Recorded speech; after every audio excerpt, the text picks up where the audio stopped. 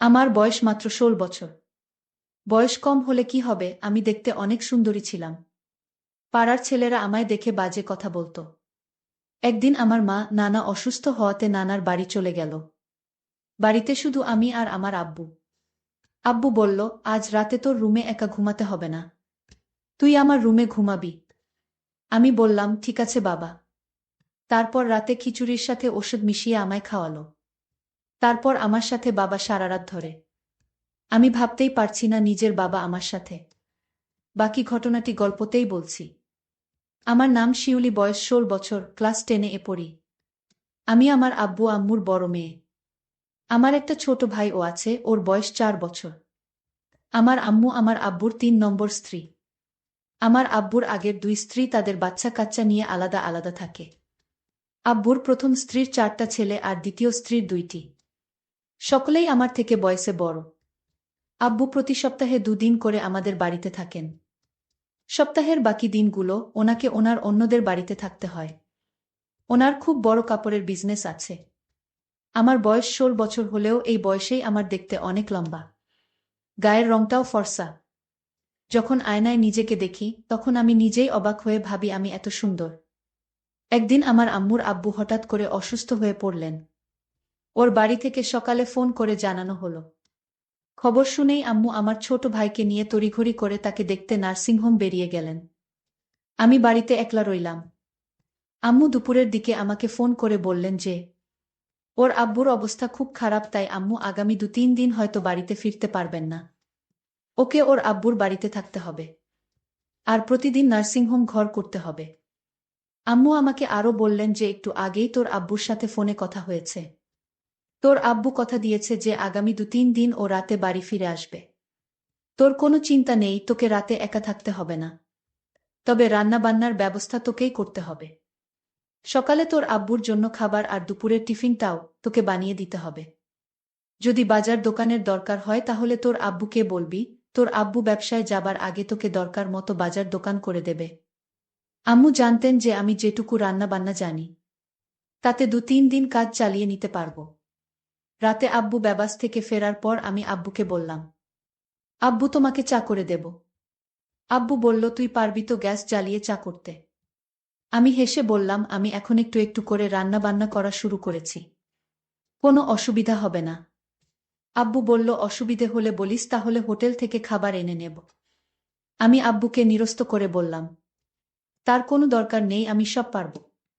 আব্বু খুশি হয়ে আমার মাথায় হাত বুলিয়ে বাথরুমে ফ্রেশ হতে ঢুকল। আর আমি রান্নাঘরে চা করতে ঢুকলাম। আম্মু থাকলে আম্মুই আব্বুর জন্য চা করে। চা করতে গিয়ে মনে হলো আব্বু চায়ে কতটা চিনি খায় তা তো আমি জানি না। আমি তাই আব্বুর কাছে চামচ চিনি দেব সেটা জানতে বাথরুমের দিকে গেলাম। গিয়ে দেখি বাথরুমের দরজা খোলা। আব্বু কি যেন একটা করছে লুকিয়ে লুকিয়ে। আর একটু কাছে গিয়ে যা দেখালাম তাতে আমার চোখ চানাবড়া হয়ে গিয়েছে। দেখি আব্বু আমার জামাকাপড়টা ধুয়ে দিচ্ছে। আমি আব্বুকে বললাম, আব্বু তুমি আমার জামাকাপড় ধুয়ে দিচ্ছে কেন? আমি ধুতে পারবো, তোমাকে কষ্ট করতে হবে না। আমি হতবাক হয়ে গেলাম আব্বুর কাণ্ড দেখে। সরল মনে আব্বুকে ডেকে বললাম, আব্বু কি করছো কি তুমি? ওগুলো আমিও কাচতে পারবো তো? আব্বু বলল, ওগুলো থেকে তো ঘামের গন্ধ বের হচ্ছে। আব্বু প্রথমটায় কেমন যেন একটু থতমত খেয়ে গেল। আমি যে হঠাৎ এখানে চলে আসতে পারি তা হয়তো ভাবেনি। কিন্তু আব্বু কয়েক সেকেন্ডের মধ্যেই নিজেকে একটু সামলে নিল। আমি তো আব্বুকে কোনোদিন দেখিনি আমার কাপড় ধুয়ে দিতে। আজ কেন আব্বু কাপড় ধুয়ে দিচ্ছে? আমি ভাবলাম আম্মু হয়তো বাড়িতে নেই তাই। আমার হাতের চা খেয়ে আব্বু খুব খুশি হল। আমরা একসাথে টিভি দেখতে বসলাম। টিভিতে একটা সিনেমা চলছিল। সিনেমাতে হঠাৎ একটা অদ্ভুত দৃশ্য দেখতে পেলাম। আর সেটা দেখে আমার ভয় করতে শুরু করল। আর আমি ভূতকে খুব ভয় পাই। আব্বু আমার ভয় দেখে নিজের আব্বুকে নিজেরই কেমন যেন অচেনা বলে মনে হতে লাগল। যে আব্বু আমাকে কষ্ট করে বড় করেছে, যে আব্বুর কাছে এটা ওটা বায়না করেছি, দুষ্টুমি করলে বা পড়াশোনায় ফাঁকি দিলে, যে আব্বুর ধমক খেয়ে অভিমানে কান্নাকাটি করেছি, শরীর খারাপ হলে যে আব্বু আমার পাশে সারারাত ঘুমিয়ে থেকেছি, সেই আব্বুকে আজ হঠাৎ কেমন যেন অচেনা একটা বাইরের লোক বলে মনে হচ্ছিল। আব্বুকে আজ আমি অন্যরকম দেখতে পেলাম। ঝট করে উঠে পড়ে রান্নাঘরের দিকে হাঁটা দিলাম। আব্বুকে বললাম, আব্বু আমি একটু রান্নাঘরে যাচ্ছি। আমাকে রাতের খাবার গরম করতে হবে। আমি আব্বুকে দেখলাম আমার পিছু পিছু রান্নাঘরে চলে আসছে। আব্বুকে বললাম, তোমার আসার তো দরকার ছিল না। তারপর রাতে আমি আর আব্বু একসাথে খাবার টেবিলে খেতে বসলাম। দেখি আব্বু খেতে বসেও এক অন্যরকম দৃষ্টিতে আমার দিকে বারবার তাকাচ্ছে। জীবনে কোনোদিন আব্বুকে আমার দিকে এরকমভাবে তাকাতে দেখিনি আমি। আব্বু হঠাৎ আমাকে জিজ্ঞেস বলল, তোর আম্মু কি পরশু ফিরবে? আমি বললাম, জানি না, তবে আম্মু আজ ফিরতে পারবে না সেটা বলেই গেছে। শিউলি, আজ রাতে তুমি আমার রুমে ঘুমাবে। আমি বললাম, কেন? আমি তো আমার ঘরে শোব বলে বিছানা করে রেখেছি। আব্বু বলল, আজকে তো তোমার আম্মু নেই, আলাদা আলাদা শুয়ে কি হবে? আর তাছাড়া আমি তোমাকে একা একা রুমে ঘুমাতে দিতে পারি না। আমি বিশেষ না ভেবে মাথা নেড়ে সম্মতি দিলাম। রাতে আমি আম্মুর শোবার ঘরে গিয়ে খাটে মশারি টাঙিয়ে শুয়ে পড়লাম। আব্বু তখন বাথরুমে। আব্বু বাথরুম থেকে ফিরে ঘরে ঢুকে দরজা বন্ধ করে দিল। আব্বু লাইট নিভিয়ে দিল। আমি বললাম, আব্বু নাইট বাল্বটা জ্বালাও না। আব্বু বলল, না থাক, আজ অন্ধকারই ভাল লাগছে। লাইট পুরোপুরি নিভে যেতে ঘরে অন্ধকার ছেয়ে এল আর আমি ঘুমিয়ে পড়লাম। আধ ঘন্টা পর হঠাৎ আমার ঘুম ভেঙে গেল। আমার কোনোভাবেই ঘুম আসছিল না। আমি লক্ষ্য করলাম আব্বু ঘুমায়নি। আব্বু এখনো জেগে আছে। আমি আব্বুকে বললাম, আব্বু তুমি এখনো ঘুমাওনি কেন? আব্বু তখন বলল, আমার ঘুম আসছে না মা। আব্বু বলল, তোর মায়ের কথা খুব মনে পড়ছে। আমি আব্বুকে বললাম, আব্বু একদিন হলো না আম্মু বাড়িতে নেই, আর তাতেই তুমি এত চিন্তিত হয়ে গেছ। আব্বুল বলল, মা আমি তোর মাকে অনেক ভালোবাসি। আমি আব্বুকে বললাম, শুধু আম্মুকে ভালোবাসো? আব্বু বলল, এই পরিবারের সবাইকেই ভালোবাসি, তবে তোকে একটু বেশি স্নেহ করি। জানো আব্বু, পাড়ার বদমাশ ছেলেগুলো মাঝে মাঝে আমার দিকে কেমন দৃষ্টিতে তাকিয়ে থাকে। এ কথা বলতেই আব্বু এরকম অদ্ভুত আচরণ করছিল, ঠিক বুঝতে পারছিলাম না। তাছাড়া আব্বু আমাকে এখন তুই তুই করে না বলে মাঝে মাঝেই তুমি তুমি করে কথা বলছিল। আব্বু, আমাকে তুমি এরকম করো না। তুমি আমার বাবা। আর তুমি আমাকে তুই তুই করে না বলে তুমি তুমি করেই বা কথা বলছো কেন? তোমাকে খাইয়ে পরিয়ে অনেক স্নেহ ভালোবাসা দিয়ে বড় করেছি। অনেক টাকাও খরচ করেছি আমি তোমার পেছনে। আমি আজ তোমার কাছে এমন একটা জিনিস চাইবো, তুমি আমাকে দিবে মা? আমি আব্বুকে বললাম, আব্বু তুমি এভাবে বলছো কেন? আমি তোমার মেয়ে, আমি তোমার সব ইচ্ছা পূরণ করতে পারি। আব্বু তখন খুশি হয়ে বলল, মা সত্যি আমার একটা ইচ্ছা ছিল, সেটা তুমি পূরণ করবে। বাবা তুমি কেন ভয় করছো? আর আমি তোমার মেয়ে, আমার কাছে কোনো কিছু লজ্জা পেলে চলবে? তুমি বলো আমার কাছে কি চাও? বাবা তখন বলল, আচ্ছা মা, আমি তোমার আম্মুর সাথে যা করি, আমি তোমার সাথে তা করতে চাই। তুমি কি তাতে রাজি? আব্বু তুমি এসব কি বলছো? আমি তোমার মেয়ে, আমি কি বড় হয়ে গেছি যে আমি তোমার সকল কথা রাখতে পারবো? আমি তো এখনো অনেক কিছু বুঝি না। আমি আব্বুকে বললাম, আব্বু আমি তোমার মেয়ে। আর তুমি কি বলছো এসব? আমি এই কথা কিছুতেই রাখতে পারবো না। আব্বু তখন কেঁদে বলল, তুমি যখন ছোট ছিলে তখন তোমার শরীর খারাপ হলে কত রাত আমি না ঘুমিয়ে জেগে থেকেছি জান। তুমি কত বায়না করেছো আমার কাছে। তোমার সব ইচ্ছা, বিভিন্ন গিফট সহ আমি কষ্ট করে তোমার আবদার পূরণ করেছি। আজ তোমার কাছে আমি একটা সামান্য জিনিস চাইছি, তা তুমি দিতে পারবা না মা। আমি বাবাকে বললাম, বাবা এটা সামান্য না, এটা কেউ দিতে পারবে না। আমি আমার মেয়েকে বললাম, তাহলে তুমি আমাকে এত বড় কষ্ট দিলে, মুখে মুখে না করে দিলে তুমি? আমি জানতাম না আমার মেয়ে এতটা পাষাণ হতে পারে। আমি আমার বাবাকে বললাম, বাবা এটা কি করে সম্ভব, তুমিই বলো। আর তোমার মতো বাবা আমি খুব কম দেখেছি। যেটা পারবো না সেই জিনিসের কথা কেন বললে বাবা? আমি বাবাকে তখন কান্না করতে দেখলাম, বাবা কাঁদছে। আমি বাবাকে বললাম, তুমি কেন কাঁদছো এইভাবে?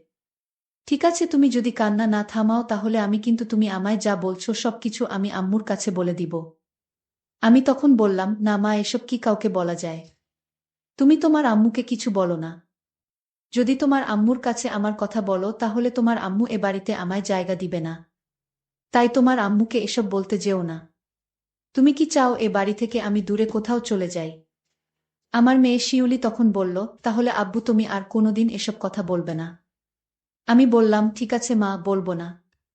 তবে আমার একটা অন্য কথা আছে, সেটা রাখবে না মা? আমি আব্বুকে বললাম, আব্বু তোমার এইসব কথা ছাড়া আমি সব কথা তোমার রাখব।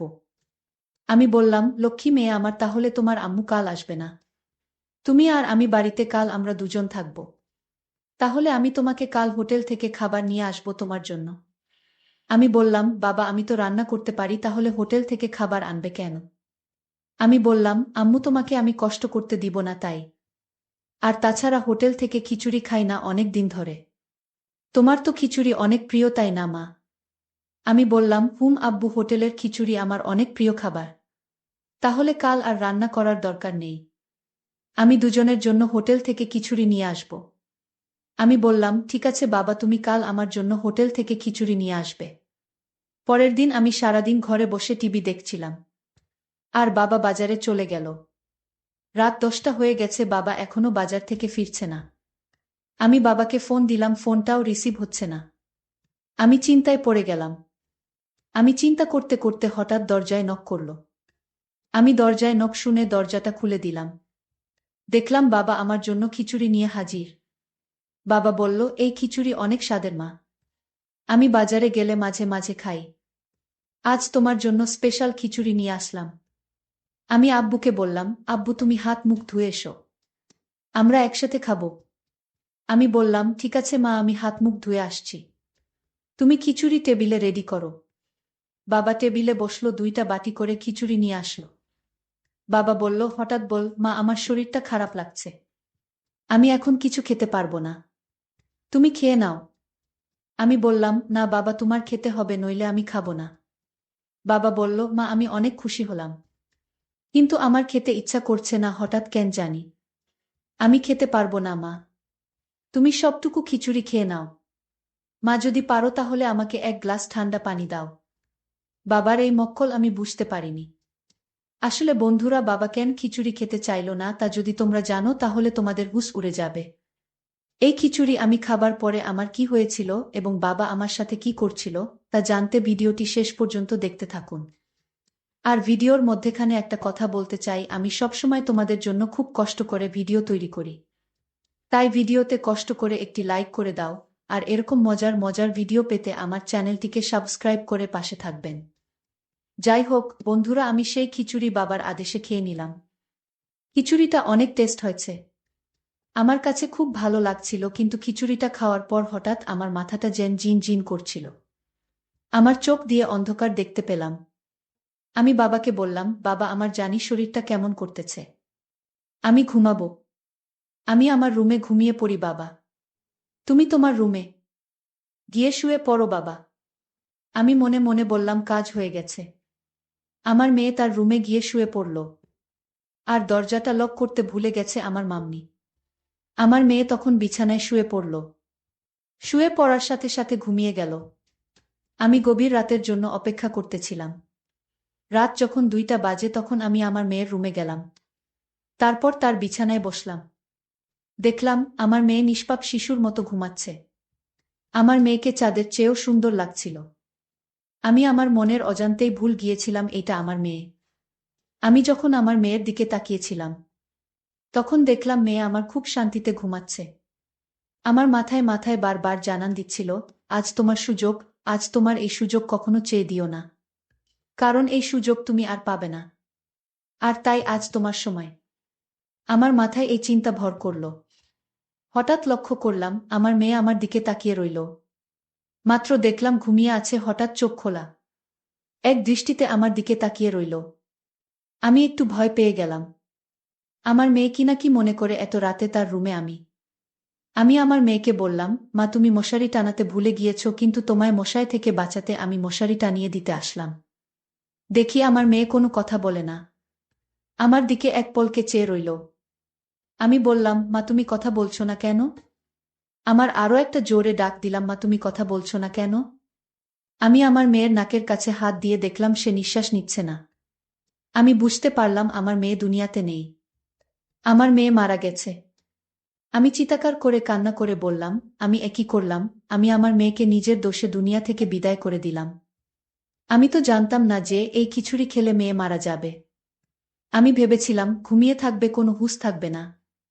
এখন তো দেখি আমার মেয়ে মারা গেছে। আমার শাস্তি হওয়া উচিত। আমি এভাবে চিল্লাতে থাকি। বন্ধুরা, আজকের গল্পটি এখানেই শেষ করলাম। ভালো লাগলে চ্যানেলটি সাবস্ক্রাইব করে পাশে থাকবেন। ধন্যবাদ।